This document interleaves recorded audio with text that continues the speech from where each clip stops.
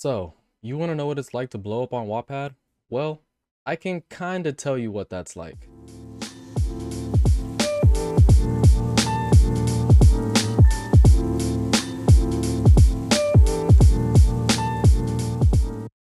Before we start, I should give a little background on myself. My name is LD Jones, otherwise known as LDJ Writes, and I've been writing on Wattpad since April of 2015, which means I was a 14-year-old kid starting out on Wattpad, writing fantasy and science fiction stories about superheroes and magicians and aliens and all kinds of stuff.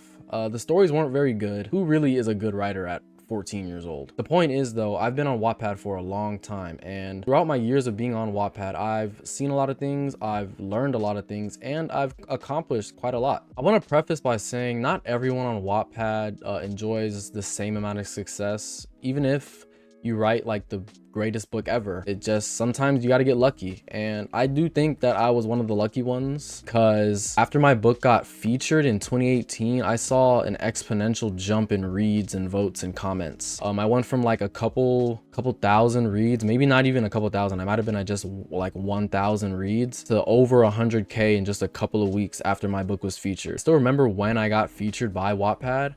I got the email while I was in the back seat of my friend's car. We were driving somewhere after school. I don't really remember. This was my senior year of high school, and I'm just sitting in the back seat of the car, my hands shaking because all these reads and votes are pouring in because my book is on the home page of Wattpad. And yeah, it was just a surreal feeling, because I had been on the program for I had been on the platform for a couple of years at that point, and I had rewritten my book in question, which is Red Skies, the first book in my superhero thriller trilogies. And yeah, I had been writing it for a while. I'd rewritten it, changed the plot, changed the characters, changed the tense I wrote in, because I used to write in first person.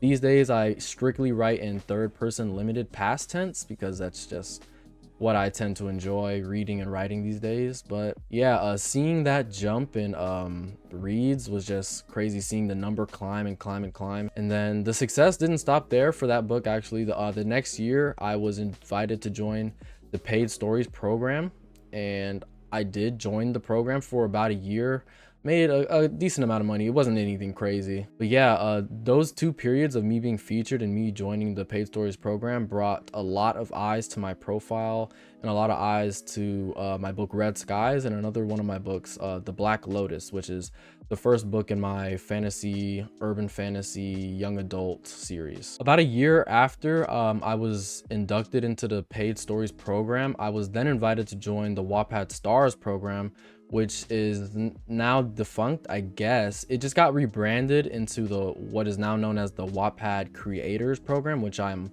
also currently a part of. And that has also been a great opportunity for me. People in the creators program have gone on to have their books published professionally by Wattpad.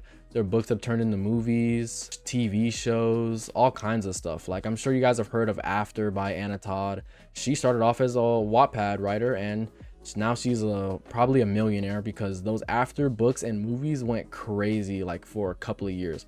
I still remember like watching the first one on Netflix and just being absolutely in awe that something from Wattpad turned into like a real movie. But yeah, that's the kind of opportunity that being in the Wattpad Creators program can give you. It hasn't really brought me that same opportunity, because I write in a kind of a harder genre to market. Wattpad these days kind of caters more towards romance, and yeah, it's a lot of romance, which it is what it is. Most readers these days read romance, so that's just kind of how it goes sometimes. But I've enjoyed my time in the program. It's a really great sense of accomplishment knowing that other people are recognizing you for your talent and your skill, and that you're not just kind of writing in a vacuum, because writing is very solitary. You spend a lot of time just sitting in front of a computer screen or on your notebook scribbling and writing away about characters who aren't even real, and they can't really talk back to you unless you make them. So it can be really isolating at times. So it's really nice to be able to have an external force tell you that you're kind of doing good, because, you know, everyone needs some validation every now and then. But you came to this video to figure out how to become a Wattpad star, and I have one kind of thing to say to that, and there's no one way of becoming a Wattpad star or creator. you kind of just get picked. You can't even really apply to the program. So my main point of advice, if you want to try and blow up on Wattpad or become the next Anna Todd, is to just put your story out there. That's really all you got to do. Post your story, engage with the community, and just, you know, eventually something will happen. Because trust me, for a long time, I really thought nobody was reading my books. I thought they would never go anywhere, but eventually people started reading, people started commenting, and people started telling me that they liked my books. That kind of interaction, which you really can kind of only get on Wattpad. Like, you can independently post your book and get it on Amazon and get reviews, but like, Wattpad is so unique that people can comment on specific lines, or they can add reactions to your chapters, or they can post on your message wall and tell you how much they liked your book, because some of those things have happened to me pretty recently. And that's one of the things that I love about Wattpad, is the community and the ability to be able to interact with your audience. But to get back on track, there's no one way of becoming a Wattpad star. You kind of just have to let it happen. But the only way you can let it happen is if you have a story out there for people to read. And the story that you do put out there, you want to make sure that it's close to your best work. Now, it doesn't have to be perfect. Every typo does not have to be scrubbed from the face of the book or anything like that. You don't have to have the best cover that you dropped hundreds of dollars on, but you do want to make sure it looks good. You do want to make sure you have a good cover that you maybe made in Canva or in Photoshop if you have access to Photoshop. All my covers are made in Photoshop because that's just what I've grown to use, and I currently pay for the subscription, sorry.